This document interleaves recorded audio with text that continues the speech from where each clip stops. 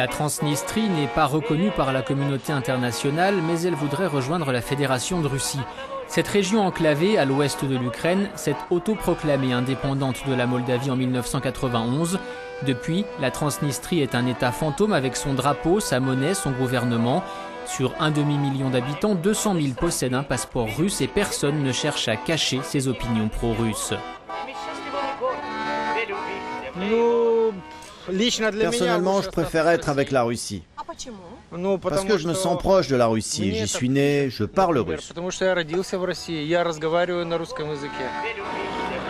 Même les bus de Tiraspol, la capitale, font la promotion d'un rattachement à la Russie. Rattachement qui a été plébiscité à 97% lors d'un référendum organisé en 2006, mais non reconnu par la communauté internationale. La meilleure solution, c'est d'être rattaché à la Fédération de Russie. Et ce n'est pas que mon avis personnel. Tout le monde à Tiraspol et dans toute la Transnistrie le pense aussi. Bien sûr que je souhaite que la Transnistrie rejoigne la Fédération de Russie. Parce que beaucoup de Transnistriens vont en Russie pour travailler et permettre que nous ayons de quoi vivre. La Moldavie ne nous donne rien. La Transnistrie a été le théâtre d'une guerre civile en 1992 avec plusieurs centaines de morts à la clé. Depuis, au moins 1200 soldats russes y sont stationnés dans le cadre d'une mission de maintien de la paix. Mais cette guerre a fait des dégâts économiques. À Grigoriopol, cette usine de conserve qu'Alexei, ingénieur à la retraite, nous fait découvrir, employait jusqu'à 3000 personnes l'été. Aujourd'hui, elle est abandonnée. Beaucoup d'ouvriers qui ont perdu leur travail sont allés à l'étranger. En Italie, en Roumanie, et même quelques-uns aux États-Unis, au Portugal. Mais la plupart sont partis en Russie ou en Ukraine où ils ont de la famille. Environ 50 000 Transnistriens travaillent à l'étranger et envoient de l'argent pour aider leurs proches. L'économie tourne plus qu'au ralenti. La fermeture de l'usine a été une tragédie, ça a été très douloureux. On peut qualifier de tragédie le fait que la guerre a détruit l'économie de ce pays et avec elle cette entreprise.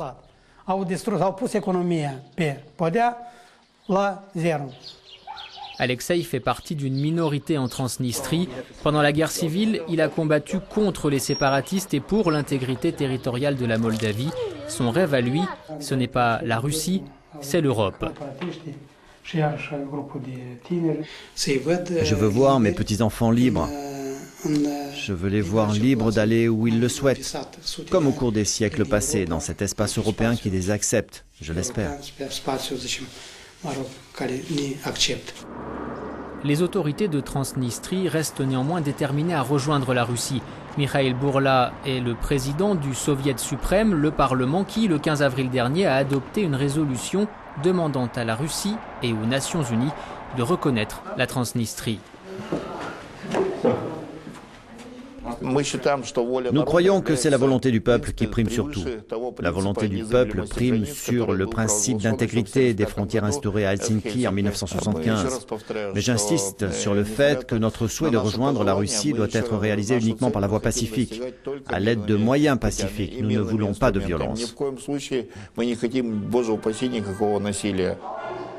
Comment définir l'identité transnistrienne? Existe-t-elle vraiment? D'un point de vue culturel, par exemple?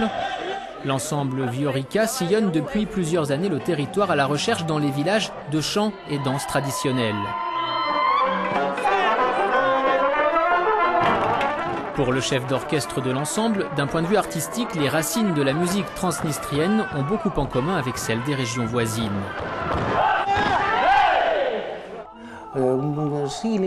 La principale essence de la musique, des mélodies et aussi de la structure harmonique des chansons, tout cela est très proche des sons moldaves. Viorica se produit à l'étranger, mais les passeports de Transnistrie ne sont pas reconnus pour voyager. La plupart des habitants possèdent donc aussi des papiers russes, ukrainiens ou moldaves. Pour le chorégraphe de Viorica, l'identité transnistrienne est artificielle. Non, il n'y a pas de frontières. Ils ont construit des frontières artificielles. Mais nous sommes un peuple, vraiment, un seul et même peuple. Nous partageons les mêmes danses. Ici, en Transnistrie et partout en Moldavie, mais aussi en Roumanie, ce sont les mêmes danses. La problématique de la Transnistrie se manifeste également à l'échelle du sport. Propriété du conglomérat Sheriff qui est omniprésent en Transnistrie, Le FC Sheriff Tiraspol participe au championnat de Moldavie.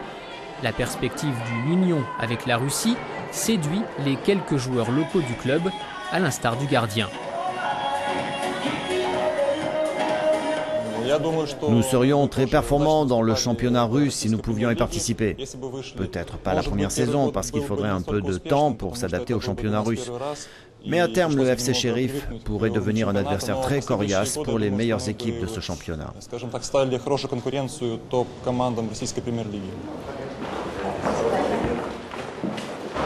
Retour à la politique. Notre équipe de tournage est invitée au ministère des Affaires étrangères.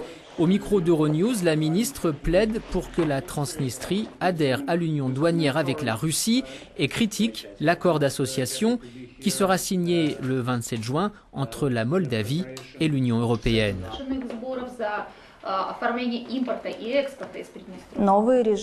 La signature de cet accord d'association et de libre-échange entre l'Union européenne et la Moldavie entraînera à court terme une baisse de notre production industrielle de l'ordre de 60%.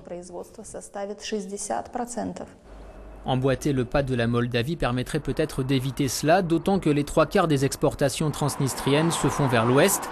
Une chose est sûre, avec ou sans cet accord, l'économie de Transnistrie est déjà au plus mal. Pour faire simple, le déficit de la Transnistrie atteint environ $1 milliard. Et ce $1 milliard est comblé à travers le soutien financier de la Fédération de Russie. Par définition, une économie sous perfusion n'est pas une économie durable.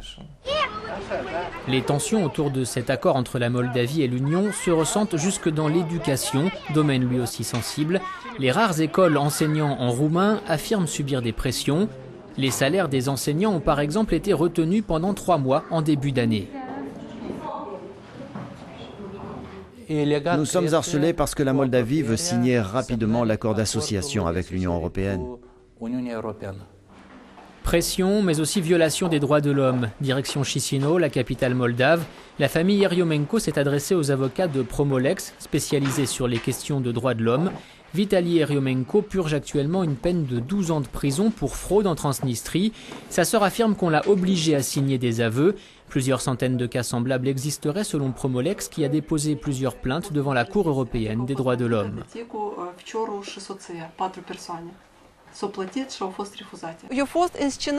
Il a été menacé de mort. Ils lui ont fait subir un simulacre d'exécution. Il a été conduit à l'extérieur du poste de police au bord de la rivière Dniestre. On lui a donné une pelle et ordonné de creuser sa tombe. Ils ont même tiré devant ses pieds et au-dessus de sa tête pour le terroriser pendant qu'il creusait. De la justice à l'économie en passant par de nombreux autres domaines, la Transnistrie a un besoin urgent de réforme, et ce avec ou sans la Russie.